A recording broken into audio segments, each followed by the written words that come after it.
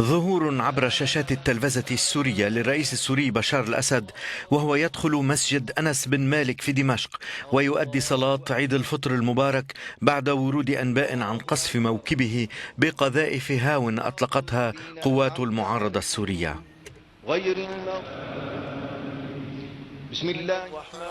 في مجال آخر، ركزت منظمة العفو الدولية في تقرير مصور على الدمار الحاصل في مدينة حلب. تقول دوناتيلا روفيرا من منظمة العفو الدولية: الأبحاث التي نظهرها تبين مقدار الدمار الحاصل منذ العام 2012 حين بدأ النظام السوري بإغارات جوية، وهذه وثيقة هامة تدل على جرائم الحرب المرتكبة على الأرض. التقرير المصور يظهر صور الدمار الحاصل في مدينة حلب، ويظهر صورا للأحياء المدمرة، وكلها رصدتها الأقمار الاصطناعية.